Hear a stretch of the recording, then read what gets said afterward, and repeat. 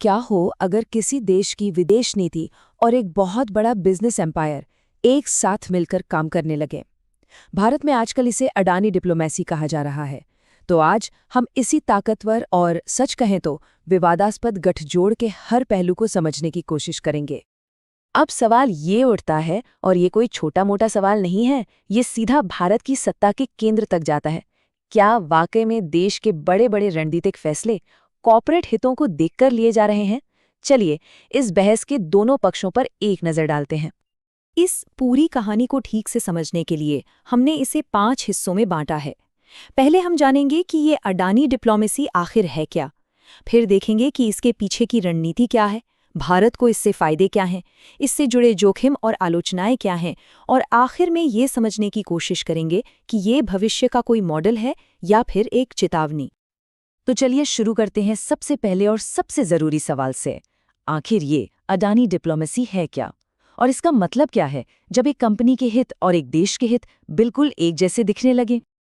देखिए, पैटर्न कुछ ऐसा देखा गया है। प्रधानमंत्री मोदी किसी देश के ऑफिशियल दौरे पर जाते हैं और उसके कुछ ही वक्त बाद अडानी ग्रुप को वहां एक बड़ा पोर्ट, पावर प्लांट या कोई इंफ्रास्ट्रक्चर प्रोजेक्ट मिल जाता है। जब ये बार बार होने लगा तो इसे अडानी डिप्लोमेसी का नाम दिया गया। मतलब एक ऐसी सिचुएशन जहां अडानी के बिजनेस गोल्स और भारत के डिप्लोमेटिक गोल्स एक साथ कदम से कदम मिलाकर चलते दिख रहे हैं। तो अगला सवाल ये है कि ऐसा हो क्यों रहा है?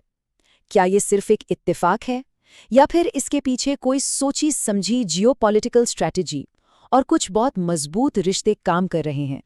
इसका एक बहुत बड़ा जवाब है चीन। देखिए, चीन अपने विशाल बेल्ट एंड रोड इनिशिएटिव के लिए सरकारी खजाने से पैसा लगाता है। अब भारत के पास उतने सरकारी रिसोर्सेज तो है नहीं, तो भारत एक अलग रास्ता अपना रहा है। अडानी जैसे प्राइवेट सेक्टर के नेशनल चैंपियंस को आगे करके दुनिया में अपना दबदबा बढ़ाना। और फिर जाहिर है बात आती है पर्सनल कनेक्शंस की। जो लोग इसकी आलोचना करते हैं वो कहते हैं कि ये सिर्फ स्ट्रैटेजी नहीं है। गौतम अडानी और प्रधानमंत्री मोदी दोनों गुजरात से हैं और उनके रिश्ते काफी पुराने हैं। ये भी एक फैक्ट है कि जैसे जैसे मोदी राष्ट्रीय राजनीति में ऊपर बढ़े, अडानी की संपत्ति भी रॉकेट की तरह बढ़ी और कई बड़े सरकारी प्रोजेक्ट्स की बोलियां भी अडानी के पक्ष में गईं। ये रिश्ता कभी कभी कह सकते हैं कि विस्फोटक आरोपों को भी जन्म देता है। श्रीलंका से ये बयान आया था जहां एक टॉप ऑफिशियल ने दावा किया कि उन पर प्रधानमंत्री मोदी का दबाव था कि एक प्रोजेक्ट अडानी ग्रुप को दे दिया जाए। बस इस एक लाइन ने जैसे भूचाल ला दिया था, क्योंकि ये सीधा इल्जाम था कि डिप्लोमेसी का इस्तेमाल एक कंपनी को फायदा पहुंचाने के लिए किया जा रहा है। हालांकि बाद में दोनों सरकारों ने इससे इनकार किया, लेकिन ये आरोप इस पूरी बहस के सेंटर में है। ठीक है, तो ये तो हो गई विवादों की बात, लेकिन हर सिक्के का दूसरा पहलू भी होता है। अगर हम भारत सरकार के नजरिए से देखें तो इस पार्टनरशिप के पीछे कुछ ठोस वजह भी हैं। आखिर इस स्ट्रैटेजी से देश को क्या फायदे मिलते हैं? जो लोग इस पार्टनरशिप को सपोर्ट करते हैं उनका तर्क है कि ये एक स्मार्ट और प्रैक्टिकल कदम है। देखिए, जिस काम को करने में सरकार को सालों लग सकते हैं, वहीं अडानी जैसी कंपनी अपनी एफिशिएंसी से विदेशों में इंफ्रास्ट्रक्चर तेजी से खड़ा कर सकती है। इससे भारत को उन इलाकों में जहां चीन मौजूद है एक बढ़त मिलती है, और दुनिया में भारत का आर्थिक प्रभाव भी तेजी से फैलता है। और ये सिर्फ हवा में बातें नहीं हैं, इसके ठोस उदाहरण भी हमारे सामने हैं। चाहे बांग्लादेश को बिजली सप्लाई करके रिश्ते मजबूत करना हो, या इजराइल में हाइफा पोर्ट खरीदकर अपने सहयोगियों के और करीब आना हो, या फिर श्रीलंका में चीन के बढ़ते निवेश का मुकाबला करना हो, इन सभी जगहों पर अडानी के सौदे सीधे सीधे भारत की विदेश नीति के लक्ष्यों को पूरा करते नजर आते हैं। लेकिन इस तेज रफ्तार तरक्की की एक कीमत भी चुकानी पड़ती है। अब आते हैं सिक्के के दूसरे पहलू पर, यानी इसके साथ जुड़े हुए गंभीर जोखिम और तीखी आलोचनाएं, जो इस पूरे मॉडल पर ही सवालिया निशान खड़े करते हैं। देखिए, जो लोग इसकी आलोचना करते हैं उनकी लिस्ट काफी लंबी है। सबसे बड़ा इल्जाम तो क्रोनी कैपिटलिज्म का ही लगता है। मतलब ये कि एक पसंदीदा ग्रुप को फायदा पहुंचाया जा रहा है। लेकिन इससे भी बड़ा खतरा ये है कि जब अडानी ग्रुप पर कोई घोटाला या आरोप लगता है तो वो सिर्फ एक कंपनी का मामला नहीं रहता, बल्कि पूरी दुनिया में भारत की छवि पर दाग लगता है।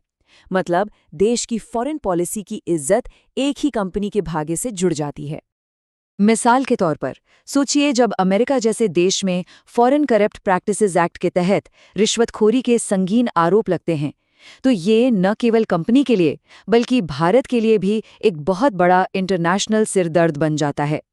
ये एक भरोसेमंद पार्टनर के तौर पर भारत की इमेज को कमजोर करता है। ये नंबर देखिए, $100 अरब। ये सिर्फ एक नंबर नहीं है, ये एक बहुत बड़ी चेतावनी है। 2023 में हिंडनबर्ग रिसर्च की एक रिपोर्ट आई थी, जिसके बाद अडानी के शेयरों की कीमत में लगभग इतनी ही गिरावट आई थी। ये दिखाता है कि जब आप अपनी विदेश नीति को एक कंपनी से जोड़ देते हैं, तो उस कंपनी का वित्तीय संकट आपका राष्ट्रीय संकट भी बन सकता है। तो इन सब बातों के बाद हम वापस उसी बड़े सवाल पर आते हैं। इन सभी फायदों और जोखिमों को तोलने के बाद हम इस अडानी डिप्लोमेसी को क्या कहें? क्या ये एक शानदार मॉडल है या फिर एक खतरनाक प्रयोग? पूरी बहस असल में इसी एक सवाल पर आकर टिक जाती है। सपोर्ट करने वाले इसे एक प्रैक्टिकल पार्टनरशिप कहते हैं, जहां बिजनेस देश के हित को आगे बढ़ा रहा है। वहीं जो आलोचना करते हैं वो कहते हैं कि लाइनें इतनी धुंधली हो चुकी हैं कि अब ये बताना मुश्किल है कि कौन किसे चला रहा है। क्या विदेश नीति कॉर्पोरेट हितों को साध रही है या फिर कॉर्पोरेट हित विदेश नीति को अपने हिसाब से चला रहे हैं? तो सवाल है कि अब भारत के लिए आगे का रास्ता क्या हो सकता है। एक्सपर्ट्स का मानना है कि भारत को एक बहुत ही नाजुक बैलेंस बनाना होगा। मतलब प्राइवेट सेक्टर की ताकत का इस्तेमाल तो करें, लेकिन किसी एक ही ग्रुप पर हद से ज्यादा निर्भर होने से बचें। अपने कॉर्पोरेट पार्टनर्स में विविधता लाएं और विदेशों में खुद को एक दबंग निवेशक के बजाय एक सहयोगी के रूप में पेश करें। शायद इससे जोखिम कम हो सकते हैं। और आखिर में हम इसी एक बड़े सवाल के साथ आपको छोड़ जाते हैं।